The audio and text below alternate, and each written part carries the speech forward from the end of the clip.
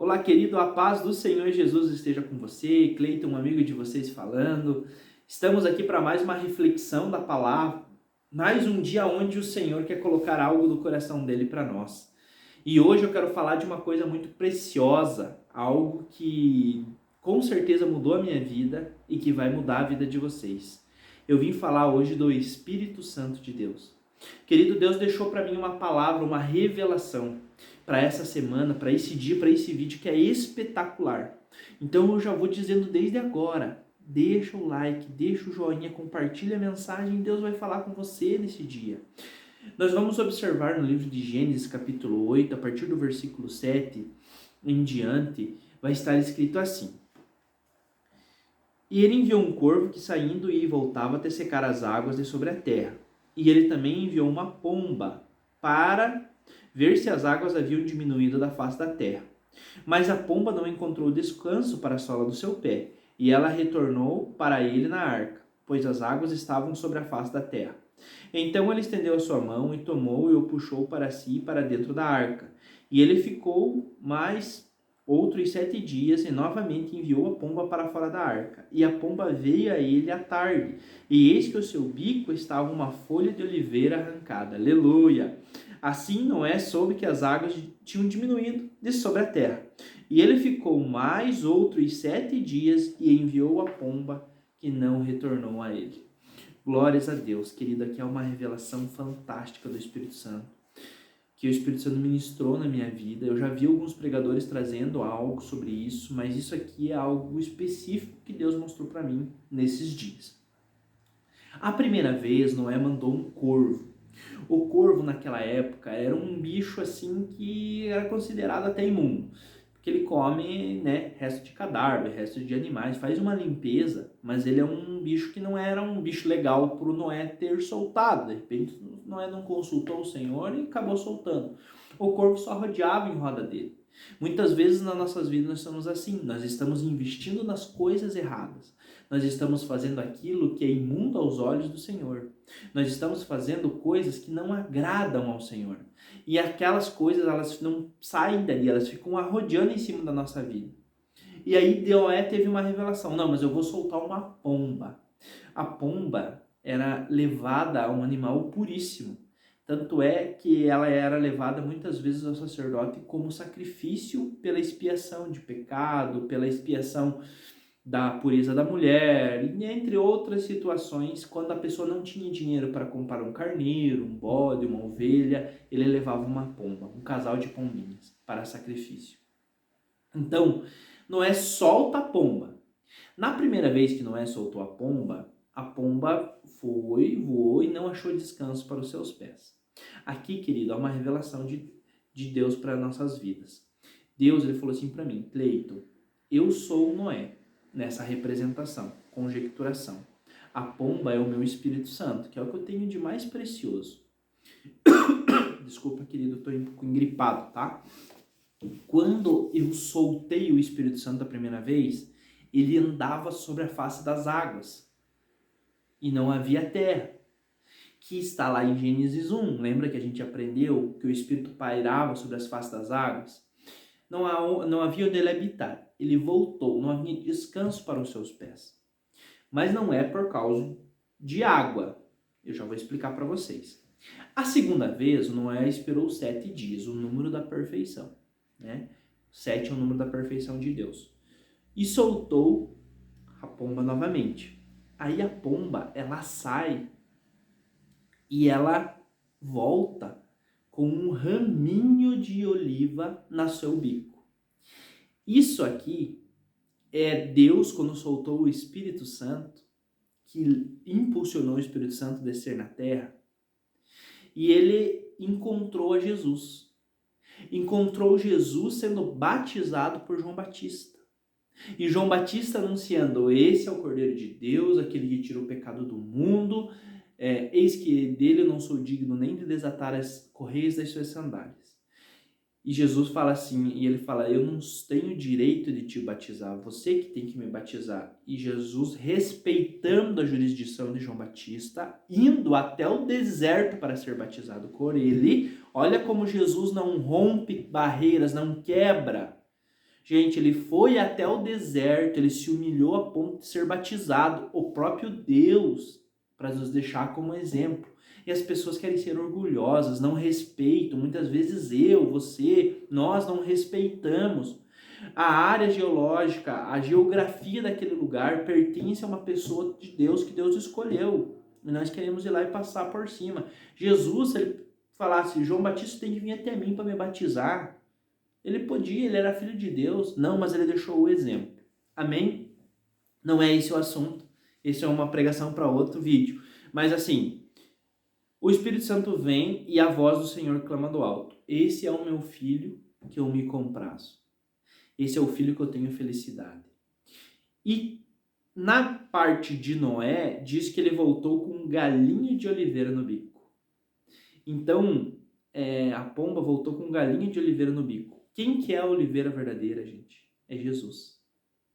Então o Espírito Santo volta a Deus e fala, agora eu trouxe um sinal.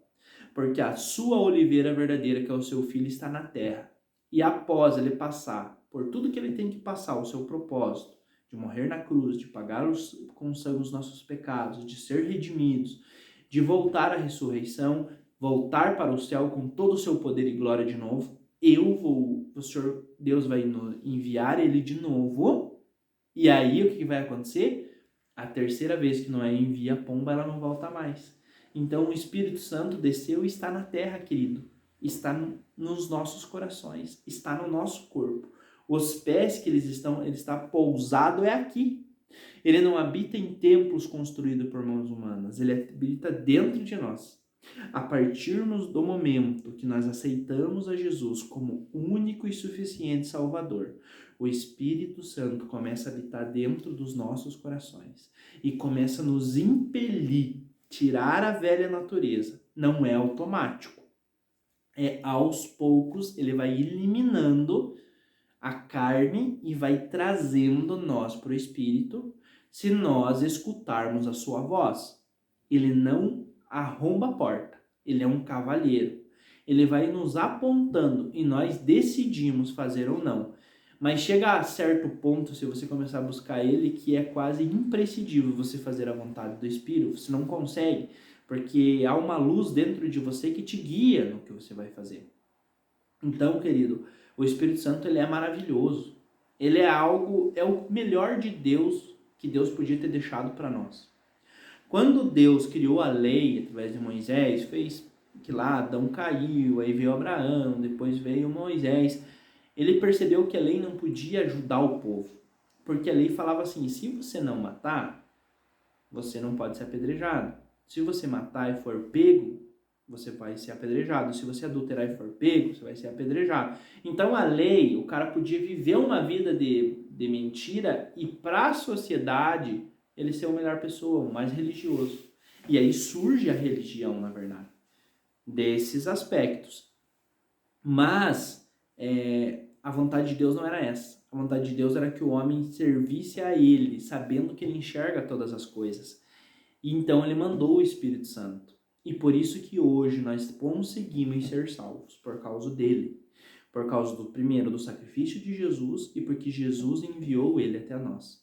Porque quando você olha para uma mulher que não é tua, o Espírito Santo te avisa, cara, para de olhar para essa mulher não é tua. Porque quando você vai fazer algo errado, lograr uma pessoa, falar mal de uma pessoa, o Espírito Santo fala, não fala, você vai se arrepender, vai ter consequência. Isso aconteceu comigo essa semana, querido. Falei de uma pessoa, eu levei por um lado de... Não levei pelo lado mal, eu queria que ela melhorasse.